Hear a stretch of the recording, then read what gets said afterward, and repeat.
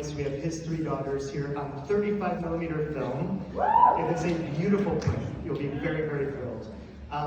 Please stick around after. There will be a Q&A with curator Sophie Kavalakos, as well as director Azazel Jacobs, and in addition, Carrie Coon and Natasha Lyonne. So, we'll see you afterwards. Thank you so much. It's my immense pleasure to introduce and bring to the stage Carrie Coon and Azazel Jacobs.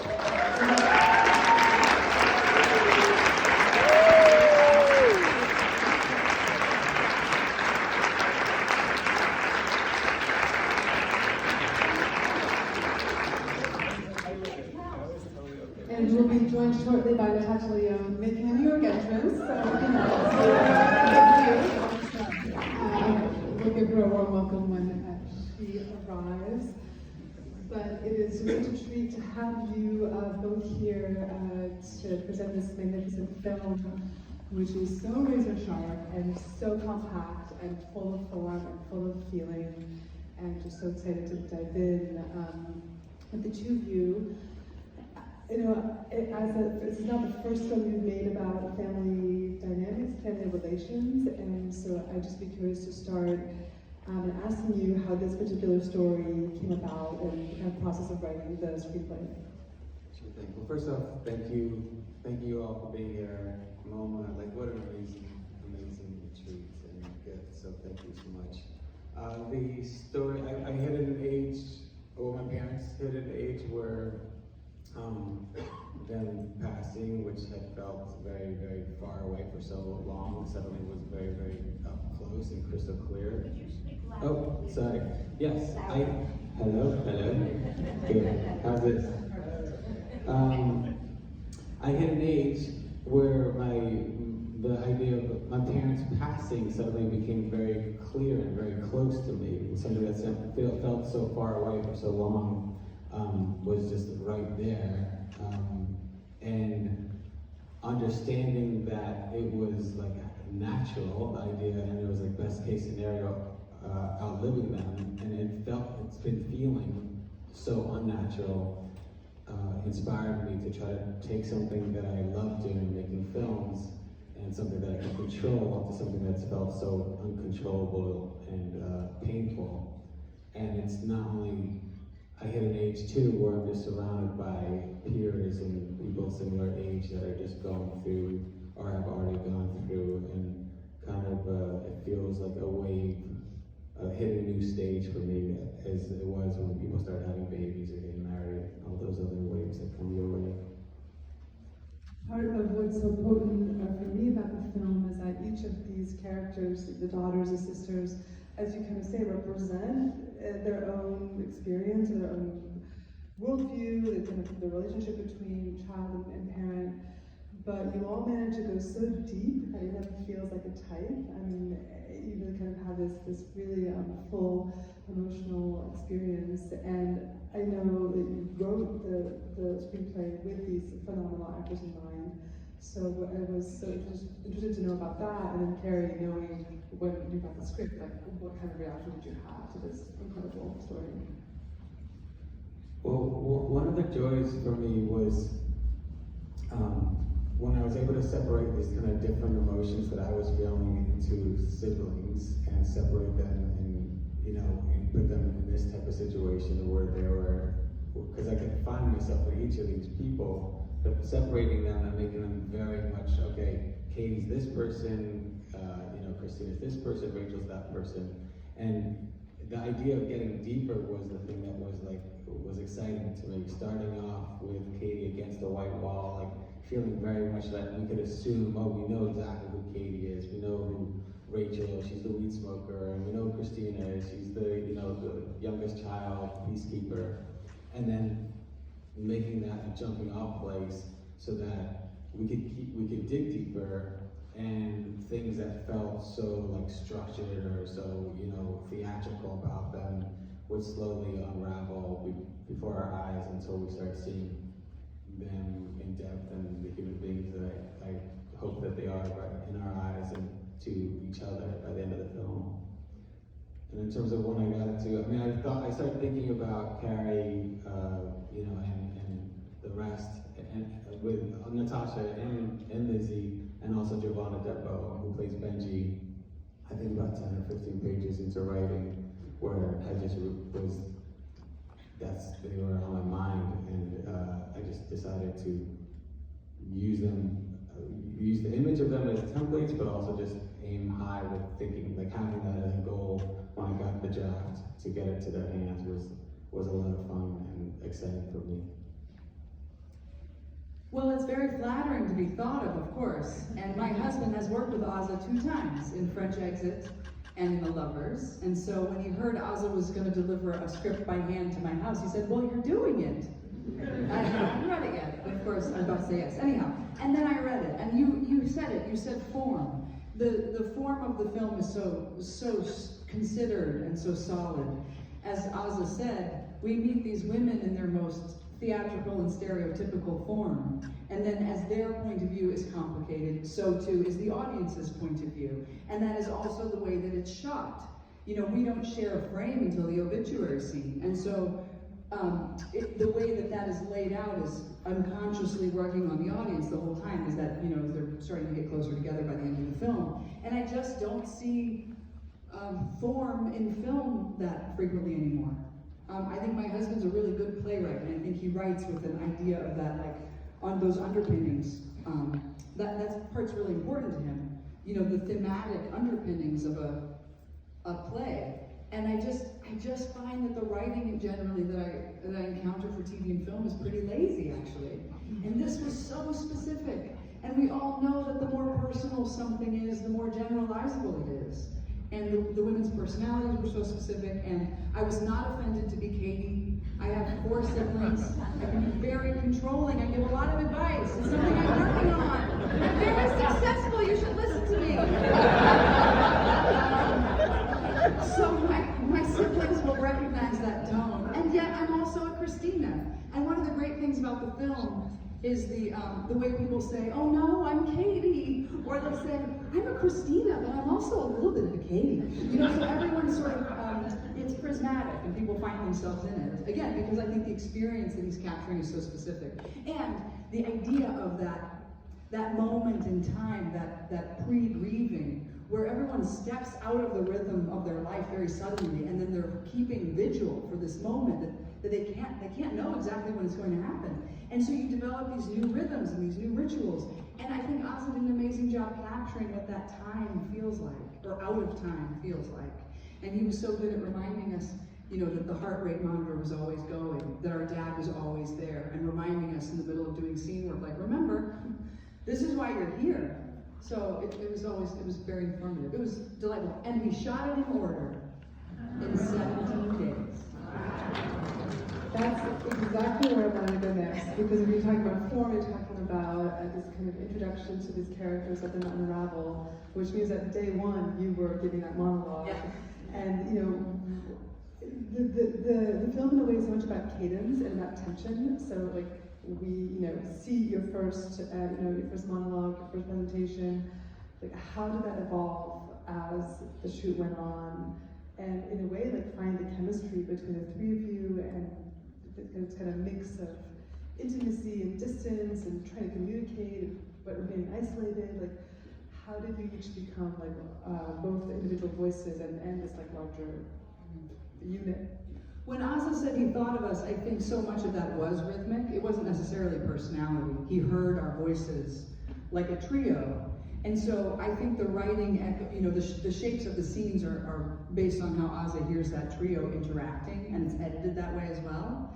And so in our couple days of rehearsal, he pushed some of the rhythm, you know, when he wanted us to pick up the pace. Actually, this pause is longer, so it was very specific. And the film you're seeing, there's no improvisation exactly as it was written down.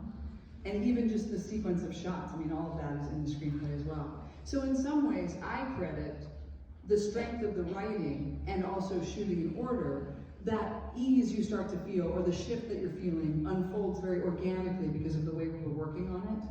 And we were able then to be surprised by the ending. We were surprised where we ended up on the couch, because we had been building this day by day, and then J.O. Sanders came in, and it felt like he'd always been there. And we got to just listen to him, and that was such a gift in that moment, and sort of really connect with each other. and then say goodbye to him and to each other when the job was ending, which is a really poignant thing to leave behind when you're working hard on something. And so all those feelings of saying goodbye to each other felt very real too, and that was the other gift of doing it in order. And like coming in and doing a monologue, it's very intimidating when you respect your coworkers and you don't want them to think you're screwing up on the first day. And I have 2 kids, you guys. I learn my lines while I'm doing dishes and driving to school. It seems like you set the bar high on day one. But I love what Carrie said about like the sound and rhythm of each of the voices, and like in a way directing almost as a kind of interpretation. Like, how did you approach this like very dynamic trio? Well, yeah, it was odd. It was the rhythm that I was writing to that like unfolded much more than anything. Like I definitely had the visual, but it was like hearing Katie's opening monologue. I wrote this forward, I'm like somebody that walks around New York City writing little random notes, and so ultimately those notes became destination points. But I started with scene 1 and just went forward that way, and just starting with this monologue, starting with somebody that was like unloading everything and just setting up like the whole engine that would kind of carry through was extremely freeing. And like after hearing Katie's voice, then hearing like another melody come in and like how that would break it up, being something softer, and then having Rachel just kind of recline in silence was like these different shifts that, for whatever reason, that's the way my way in. I can tell you that shooting it though, like, yeah, you write these things. We're shooting on film. We're not gonna call cut. We're not doing coverage in the way that, like, I'm thinking about the edit from the very beginning. And so starting, Here she comes. Yeah. Is she coming? She comes. She's gonna come and talk. Well, I will finish. I want to say basically, I mean, just starting off with Katie, with Carrie, first shot of the first day, first moment, and just, having her up against this white wall. So I really wanted this sense of an audition. Like, this is the way that we sometimes fall into roles in front of our family. Like, we cast ourselves, or we play roles that we are expected to play, and it's just kind of simpler that way. Just be the person who they think we are, rather than all the things that have led us up to that point have changed us. And it was so incredible to start with shot 1 with Katie and her just to come out swinging. I could feel this ripple go across the other actors because we're all sitting at the table, and then extend over to the crew, and just extend it to suddenly it became that thing, that force that would carry us all the way, from the beginning to the end of the film. Which I misread as disappointment, so that's really good to me. This is why we're learning actor stuff, Well, one thing that occurs to me that seems really important is that the shooting on 35 is not only an aesthetic decision or formal decision, it's gorgeous print, it also means that you're like physically relating to each other in a different way. There's a kind of embodiment of what's happening when you're working together and how you're working. So that's so great to hear. Are we? Sorry. If we were going to talk about 35. Yeah, go ahead. Oh. Like all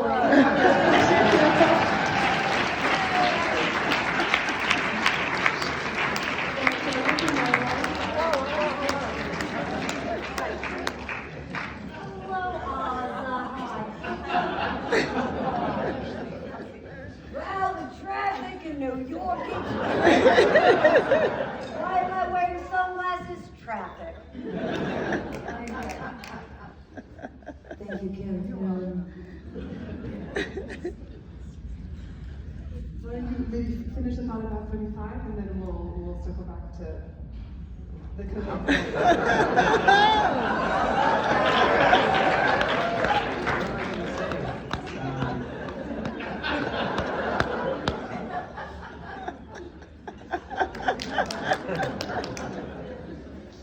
Natasha, we had a great screen, the print looked amazing. I was in the room, and we were just catching up. So maybe what I'll do is kind of circle back to some of the earlier questions, which was really about how you all started working together. And the fact that Aza wrote this film in part for you for those 3 fantastic I just want to actors. point out that Carrie's outfit is no less insane. And the shoulder girl. Yeah. Very I'm sorry, ma'am. Are you wearing some sort of a velvet? I have some business in the park. I see. Like, I'm a flasher. Yes, I'm a flasher. a fancy Columbo. The Gilded Age meets Columbo, is it? Like you meet Simone Rothschild. Yes? Oh, it looks it. Wow, I know what she needs.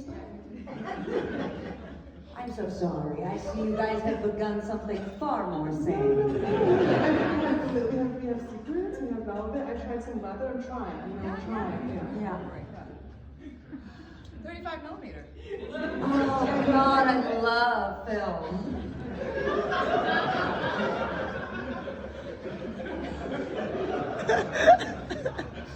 There's just something about like the print, you know what I mean? Sorry. Natasha, Yes, dear. tell us at the beginning when I got you the script. Oh, that question, that old gem. Yeah, it's crazy that Trump is the president, huh? I mean, that question hits different. So, back then, it was not Trump's America. And, yes, we got the script. Very exciting. I think that what was mostly so thrilling was the idea of the 3 of us wanting to work with each other as much as we did. And that you could see it all. Oz is a very humble genius. He's also our last analog filmmaker. He really saw it all, and I guess what was exciting about it is that we all felt the same way about each other, and it was one of those things that was like you know, beyond my wildest imaginations of what it could be, what I thought that meant to my I don't know, my soul or something. It's far surpassed that, it transcends it. In the kind of mix of, let's say, grief and grievance, you know, communication, isolation, I mean, between Katie and Rachel, there's so much play of kind of language and silence, and I wonder if you could, we're speaking a bit about like the musicality of the film, I'm wondering if you could each speak to that, like the, you know, the showing up to learn how to listen to each other as siblings, and like what that means for a performance, right? That's going to be sometimes more about silences, or you know, really kind of active in this kind of almost like vocal performance. I'd love to just like dive in a bit into the rhythm of working together. I found the snap, see? And which makes so much more sense because then the boobs won't go fly. I'm sort of like, aren't I 45? Why let them fly? I'm French, right? Is there a question? Yes. Rhythm, cadence. All of it, all of it. Yeah, well, you know, metronomes.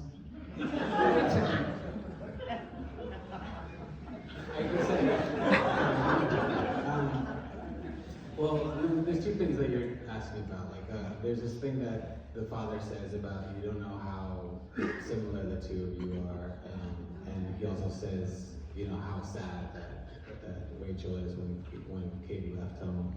And that is definitely something that I tried to think of in terms of like, yes, they've had very, very different lives, but in terms of like what happens after this film, I have this fantasy that the 2 of them have a different understanding of each other. And I do see Christina as the one that escapes, and that's part of her survival. But I do see this idea of them recognizing something in each other. The idea that, you know, I don't know how much this comes across, but that the Audrey Hepburn poster, that she's wearing the same sunglasses as Katie, that it's always there, that there's some part of Katie that Rachel is idolizing.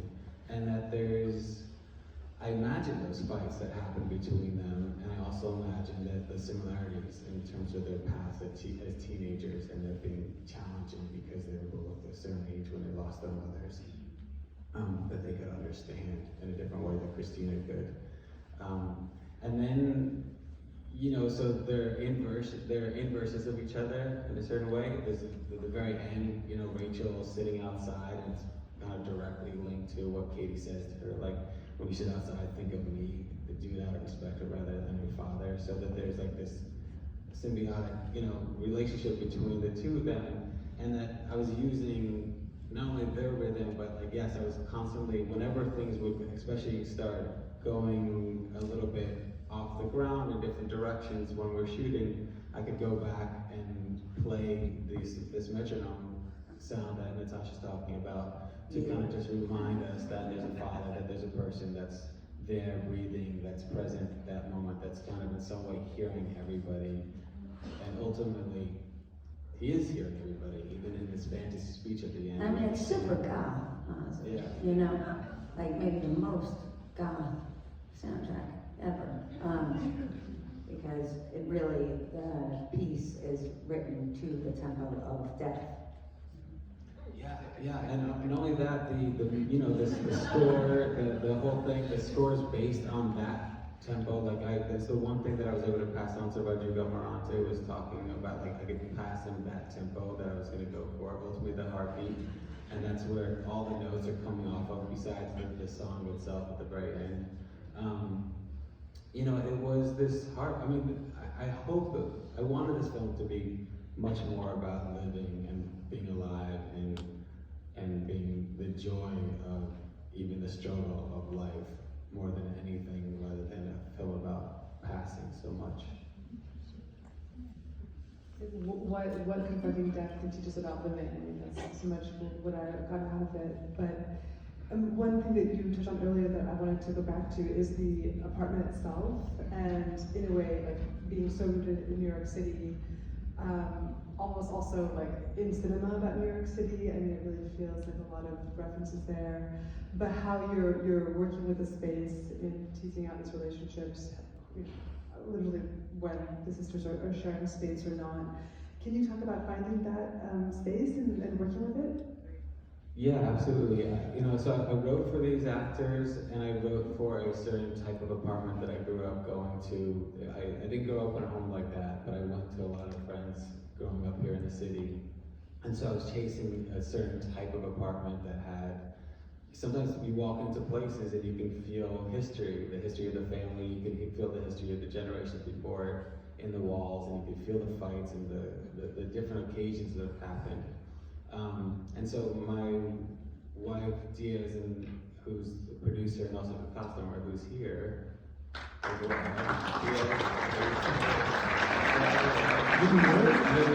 next to the cinematographer, Sam Levy.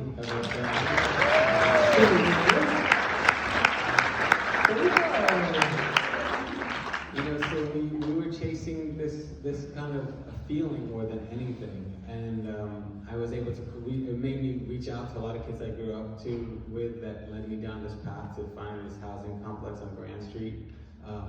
That one place opened up, they sent out an email to 900 units, so I was able to go through all, like many people opened up their homes.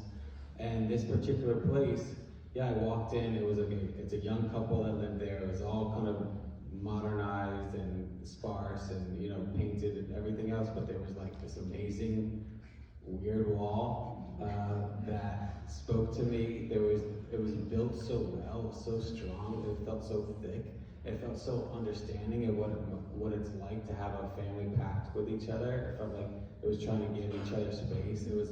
It was considerate of light in a way. There was a history to it that I really wanted in this film.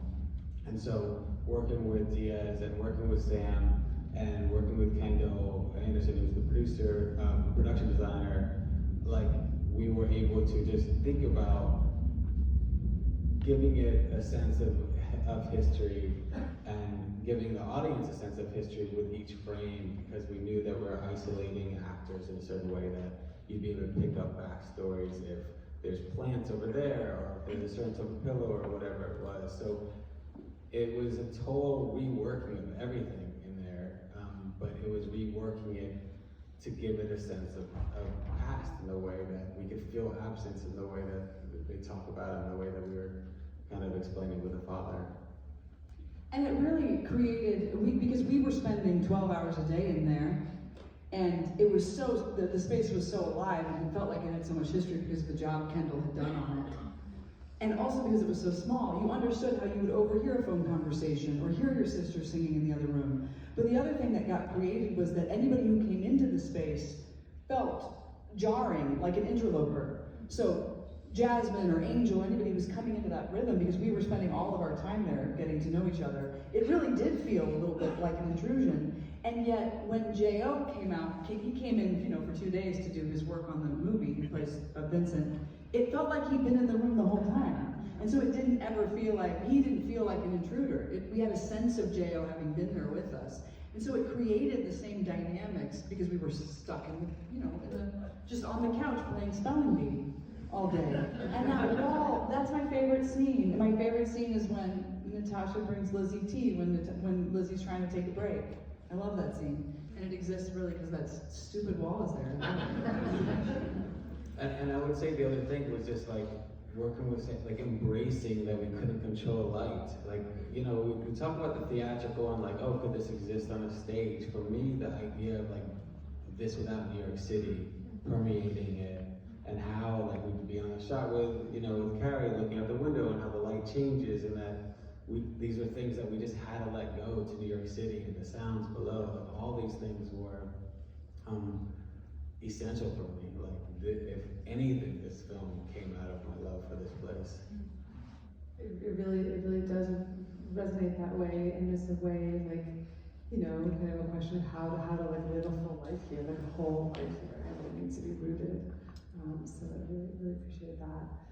I'd love to talk a little bit more about the final scene, now that you just kind of brought it up. Like, was that always like, to me, that to your point, like what cinema can do, the kind of magic of cinema is that you can introduce this resolution or this encounter, like that we wish that we would have in our lives. Like, was that always how you envisioned ending the film? Well, again, like writing it forward, I think I had a rule in my mind that I was going to not see the father. I wasn't going to go into the father's room. It was definitely a surprise writing when the father came out. It worried me. It felt like I was breaking something like very neat that I set up, but that's exciting to me. Certain things that they, certain structures that are pretty arbitrary in the end of the day. And then ultimately I wound up really wanting to hear what the father had to say, and then needing to hear what the father said. And then it ultimately, like, it spoke to something deeply what Christina said about talking about the fantasy. It allowed me to acknowledge something that I had a lot of the reason I didn't want to go into the father's room was because I just didn't want to do the kind of this fake dying scene. And this was a way for me to embrace it and also talk about what it means to the absence that she talks about. So suddenly there's an empty chair.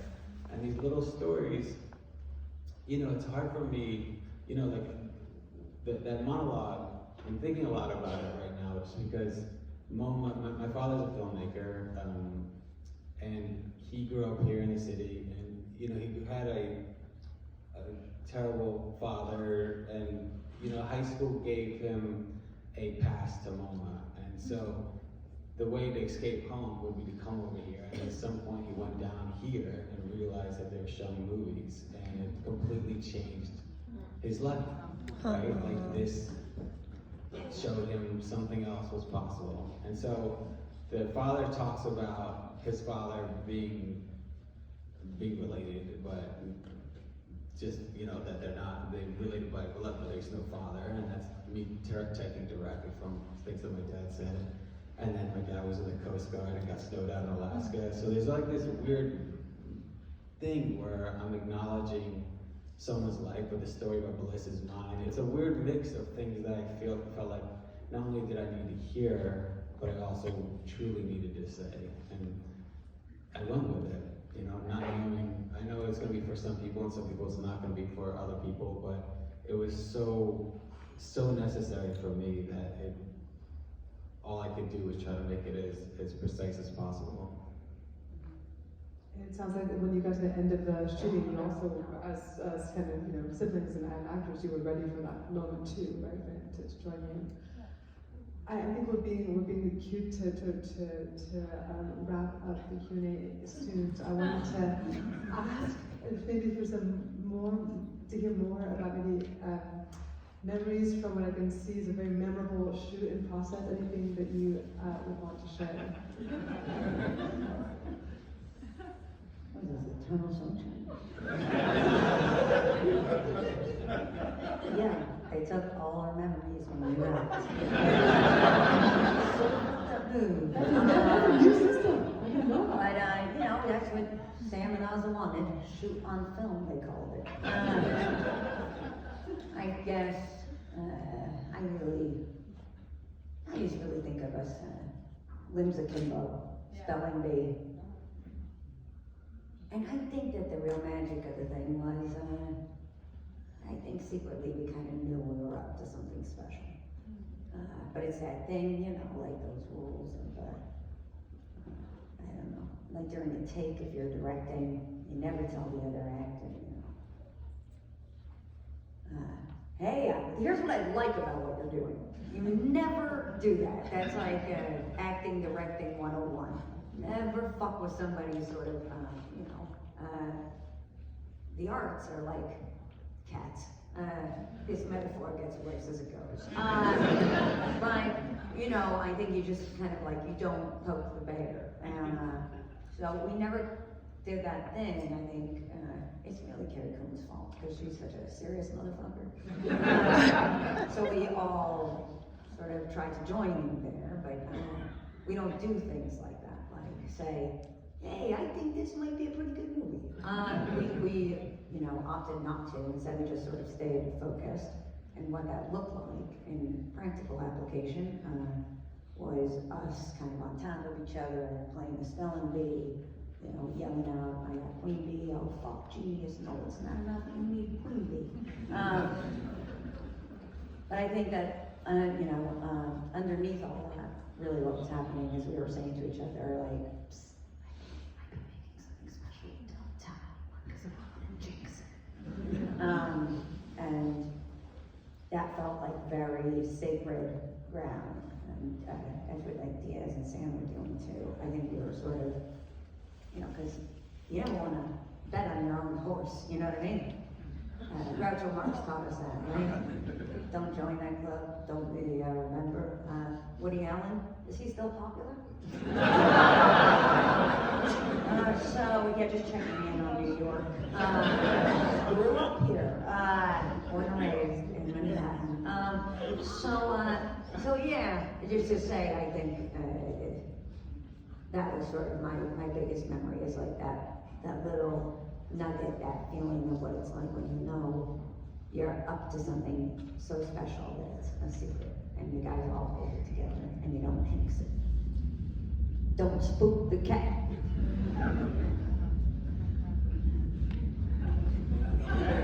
Any other questions? That seems like a perfect place to end.